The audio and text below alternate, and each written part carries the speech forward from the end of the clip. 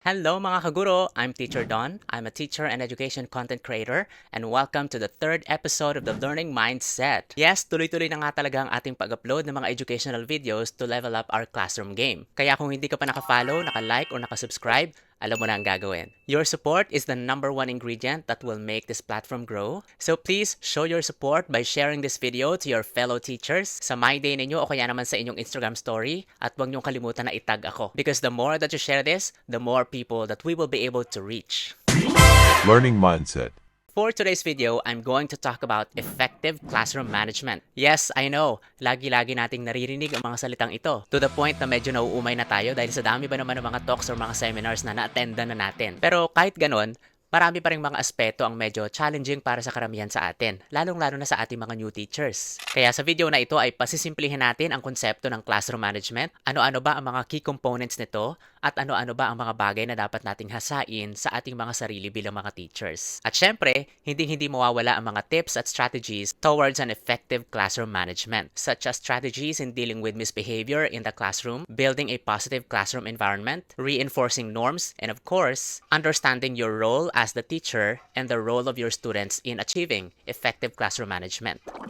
Gone are the days na mag-isang itinataguyod ni teacher ang classroom management sa loob ng silid-aralan. Although, primarily, teacher naman talaga ang responsible in managing the classroom. However, in the 21st century where our students are more empowered than generations before, mas maigi na binibigyan din natin sila ng role na maging parte ng pangangalaga at pagpapanatili ng maayos at conducive na learning environment para sa kapwa nila mag-aaral. In the past, our classes were more fear-driven because classroom management then was associated with corporal punishment and disciplinarian type of classroom because of constant shouting, yelling, pagpupukpok ng blackboard or ng lamesa kapag maingay ang klase or kapag kailangan ni teacher kunin ang atensyon ng mga students niya. Kaya ganon dahil mag-isa lang ni teacher na itinataguyod ang kaayusan sa loob ng klase niya. I am not saying na mali yun or hindi siya effective. Actually, effective siya because in those days, that was the most effective way to manage the classroom because ang priority natin nun is mastery of the content. That's why we needed our classes to be super quiet because we thought that the only way to learn was to absorb, memorize, and store facts in our brain. But today, that's not the case anymore. We now realize that learning is dynamic, that there are many ways to learn. Kung dati, mas matimbang sa atin ang mastery of the content, that the more you know, the more you can be called intelligent. Ngayon, mas priority na natin ang mastery of the skills. That the more you do, or the more that you are able to do, the more that you can make it in life. And that's what the 21st century education is about. It's about teaching and learning the skills. Kaya importante that we make our students understand about their role in achieving effective classroom management. Because while they are learning the skills, it is also important that they get to practice it while in the classroom. Our students can be a great partner in achieving effective classroom management. Because after all, classroom management is a shared responsibility. By definition, classroom management are a variety of skills and techniques that teachers use to create a high-performing learning environment. It aims to ensure that our classes run smoothly and teaching materials and activities promote learning. The ultimate goal is to ensure that both the students and the teacher get the most out of the classroom experience. Marami sa ating mga teachers ang hirap or medyo challenge pagdating sa classroom management. And this is understandable because classroom management is one of the most difficult skills that a teacher has to learn. At hindi ito natututunan ng madalian or mabilisan. It will take a year or two or even years for a teacher to master the art of classroom management. At kaya mahirap dahil wala naman talagang direktang nagturo sa atin kung ano ba talaga ang mga components na dapat nating i-develop. We had to learn classroom management on our own. And most of the time, we learned it the hard way. Na halos pagsisihan na natin na naging teacher tayo. Kaya in this video, I'm gonna make it simple for you. I will be explaining the 5 components of classroom management that every teacher must learn to develop to create a learning environment that entice, motivate, and encourage learning and minimizes distractions. So, are you ready? The first component of classroom management that every teacher must develop is relationship. Develop working relationships with your students. Take note of the word working. This is the most important component of classroom management. Remember that your relationship with your students start at the door of your classroom. The moment that you set foot at the doorstep, your students read you like a Wattpad series. Kaya importante na nasa pintuan ka pa lang, may presence ka na kaagad. And your presence must send a signal that no matter what happened the other day, no matter what kind of misbehaviors that might have happened the other day, tapos na yun for you. Naka-move on ka na. And how will you do that? Establish your presence at the door. Madalas, yung entrance natin sa classroom ay hindi na natin binibigyan ng effort. Kasi entrance lang naman yan, papasok ka lang naman eh. Wrong. Ay sorry, hindi ako galit. What I'm trying to say is, the manner that we enter the classroom affects the state of our students. Di ba dati ng mga students pa lang tayo, kapag ang teacher natin ay pumasok na wala sa mood or nakasimangot o kaya galit agad, we felt anxious and scared. And that's not what we want if we intend to establish a working relationship with our students. Show them your most genuine presence as you enter the door. Yung presence that would make them feel that today is a new day and it is a great day to start a brand new lesson. Here are the 5 effective teacher entrance in the classroom. First is the fire truck entrance. Perfect ito sa mga teachers na natural na malalakas ang boses. Kasi dito, para kang magiging fire truck na kapag tumunog, everyone pays attention kasi paulit-ulit yung tunog. Exciting and fun ito kasi pagpasok mo pa lang sa pinto, magugulat yung mga students mo kasi sisigaw ka ng, The last person to take a seat will do 10 jumping jacks. The last person to take a seat will do 10 jumping jacks. The last person to take a seat will do 10 jumping jacks. or, The last 3 people to take their seats will squat for 15 seconds. The last 3 people to take their seats will squat for 10 seconds. napagod ako doon. Kaya hindi ko to ginagamit kasi hindi to pwede sa akin.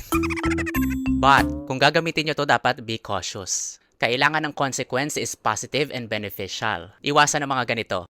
The last person to take a seat will lead the prayer. Ay naku, wag, masama yun. Wag nating gawing punishment ang prayer. O kaya naman, the last person to take a seat is -10 sa recitation mamaya. Naku, wag din. Kasi unfair. Remember that it's supposed to be fun and not scary. And of course, para hindi unfair and less intimidating, after gawin ng student yung 10 jumping jacks or 10-second squat, everybody will do it, including you of course. The second type of entrance is the mimer. Ito naman ay perfect para sa mga ayaw sumigaw kasi nire-reserve yung boses sa lesson. Ang gagawin naman dito ay para kang mimer na ang gamit mo lang ay hand gestures and eye contact. For example, as you enter the room, kayo na lang bahala maging creative. And the third entrance is the center stage entrance. Ginagawa ko ito. Ito naman ang klase ng entrance na papasok ka sa classroom sa gitnang harapan. Tapos pagdating mo sa harapan, pause ka muna. Observe ka muna ng mga ilang segundo. At habang nag-observe ka, take note of the following. Yung mga kalat sa sahig, sino yung wala sa pwesto, align ba ang mga upuan nila o mga lamesa nila, aling desk ang mga may unnecessary na mga gamit, at kapag nasipat mo na yon, lakad ka sa center aisle. Tapos habang naglalakad ka, sinasabi mo na kung ano yung mga dapat ayusin. Like, align your chairs please, keep away all unnecessary things, pick up the pieces of trash on the floor. Habang sinasabi mo yon, importante na sinisipat mo rin to make sure na ginagawa talaga nila. And this also sends a signal that order in the classroom matters a lot. And the fourth entrance is the countdown. I think sa lahat ng mga klase ng entrance sa loob ng classroom, ito yung pinaka-straightforward kasi madali at simple lang. Ang gagawin mo lang dito ay mag-countdown. For example, At the count of 10, everybody must be on their seat. Ready? 10, 9, 8, 7, 6. hanggang lahat ay nasa pwesto na. Countdowns are really helpful because it gives your students sense of time and urgency. This also gives them confidence because what you're asking them to do is time-bound, meaning they can do it within the time period. And once they're able to do it, that counts as a micro achievement of the day. It may be micro, it impacts the overall daily performance of your students. And lastly, the congeniality entrance. Ito yung klase ng entrance na papasok ka sa classroom na parang kaklose mo ang lahat. Nakasmile ka, tapos you say hi and hello with matching eye contact. Yung parang VIP ka na hinihintay ng lahat na dumating. Tapos ang unang bungad mo is, how is everyone? O kaya naman if your class is after lunch, kumusta ang lunch? Nabusog ba? Sa mga gutom pa dyan, deserve nyong kumain mamaya after school. By doing this, you're giving them a signal that you care for them not only as their teacher, but most importantly as their second parent at school who cares for their well-being. Remember that if you have a good relationship with your students, you can push them harder and further to learn because they trust you. And that's what a working relationship is. It is built on trust. And the second component that every teacher must develop is learning component. Train students on how learning takes place in your classroom. Deserve ng mga estudyante mo na malaman kung paano mo nga ba sila ina-expect na matuto sa klase mo. And this has to be communicated clearly all the time. For example, sasabihin mo, Ngayon naman ay babasahin natin ang maikling kwento tungkol sa manok na pula. Ito ay makatutulong para mas lumalim pa ang ating pangunawa tungkol sa konsepto ng paggalang sa kapwa. At para mas tumatak ito sa atin, nais kong isulat ninyo ang mga salitang may kaugnayan sa konsepto. sa ganitong paraan ay mas magiging on-task ang mga estudyante dahil naiintindihan nila ang purpose ng mga bagay na pinapagawa mo sa kanila. At dahil on-task sila, the chances of misbehaviors ay mas maliit and academic achievement or performance is optimized. Clearly map out for your students what you do to help them learn so that when you do it, they know what you're doing and why, and they will be more willing to help. And the third component that every teacher must develop is time management. Protect and leverage your time. Kung mayroong isang bagay na hindi pwedeng masayang sa loob ng klase, ito ay time, oras. And the number one thing we could do to increase our students' academic performance is to increase the time spent on learning. And to be able to do this, iwasan natin ang mga tinatawag nating time stealers. Ito yung mga activities na hindi naman masyadong purposeful pagdating sa learning ng mga bata. Ito yung mga activities na pwede namang paiksiin sa pamamagitan ng routine. For example, checking of attendance. To save time, you may already have a class secretary check the attendance and monitor tardiness. Ganito ang ginagawa ko sa klase. After the greeting portion, the class secretary will stand up and say, Good morning, everyone. Today is January 25. Everybody is here except XYZ. Ganon lang kabilis kaya meron pa akong time magpa-affirmation or energizer. This is where routines would be very helpful in chipping time away and for maximizing time for learning. Have a routine for everything. Here are some examples. You may have a routine for arrival. Teach your students exactly what you expect them to do when they enter or as they arrive in the classroom. Next is line-up procedure. Sa line-up procedure, pwede kang magkaroon ng classroom leadership roles. Halimbawa, meron kang line leader, door holder, line monitor, at iba pa. Next is, have a routine for getting your students' attention. Very effective talaga ang paggamit ng hand signals. They work for all grade levels and minimize interruptions while you are speaking or teaching. Katulad ng ibang mga routines, para maging successful, introduce it early and then practice, practice, practice. In the beginning, you may create a chart to display in the classroom so that in times that students forget, you may point them back to the chart. And the last routine that you may adapt is the restroom routine. Create a hand signal if your students have to go to the bathroom. Something different, of course, para hindi confusing rather than raising their hand kasi sometimes we confuse it as they want to recite. Pero yun pala ay pupunta ng restroom. For example, raising their hand with fingers crossed or letter C for CR. This way, you can address the concern compared sa nagkaklase ka tapos yung bata itataas ang kamay tapos sabihin, Ma'am, may I go out? Pero kung may hand signal ka, you can just easily respond to the request by nodding your head or eye contact para hindi mo na kailangan tumigil sa discussion mo. This is how routines are important. And routines are the most effective way in minimizing misbehaviors and other time stealers. Replace your time stealers with time savers. But remember, for these to be effective, it will take time. It will need consistency and patience. So allow yourself to have plenty of time to reteach and then practice the routines with your students. Number 4 component that every teacher must develop is behavior management. Anticipate your students' misbehaviors when you write your lesson plan or your daily learning plan. One of the best discipline plan is a good lesson plan. Lesson plans or learning plans are not only used for the purpose of laying out your contents, but also lesson plans are a great tool in anticipating your students' misbehaviors. For example, in your lesson plan, nilagay mo na mag-group activity ang students mo at a specific point of time. So, i-foresee mo na kaagad yung activity mo and anticipate na meron dyan na magiging less cooperative, hindi magiging on-task, magdadaldalan, etc. At dahil na-anticipate mo na, i-note mo na sa lesson plan kung ano yung possible and effective antidote or response sa ganoong klaseng mga misbehavior.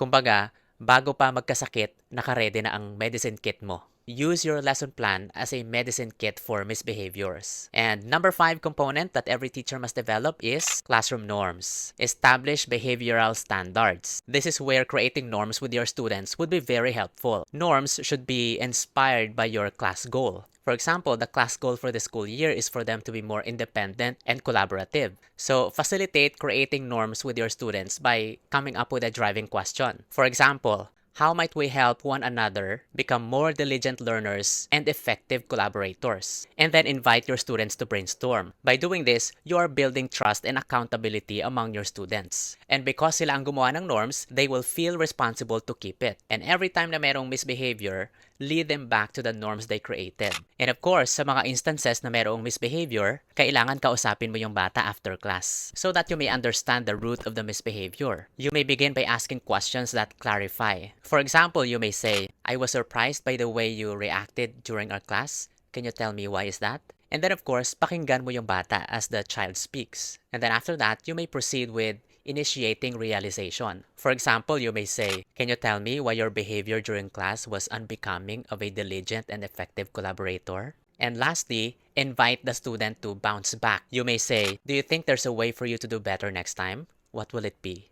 Importante ito so that you're able to address the misbehavior in a non-threatening way. Let us remember that establishing an effective plan for classroom management, it has to begin at the start of the school. But it doesn't mean that it ends there as well. And of course, it is never too late to start, even today, even tomorrow. Pero tandaan that throughout the year, we have to be consistent and persistent in developing relationships of trust, honoring students' time, and being responsive to student behaviors and needs. And in times that you will feel frustrated, okay lang, start again tomorrow. So once again, these are the 5 classroom components that every teacher has to learn and develop in order to master the art of classroom management. And that's it for today's video. If this video has helped you or has blessed you, please share it to your fellow teachers or to Facebook or to your Instagram so that your friends may also be blessed and inspired. And thank you so much for your unending support. Once again, ako po si Teacher Don na nagsasabing, the best way to learn is by having a learning mindset.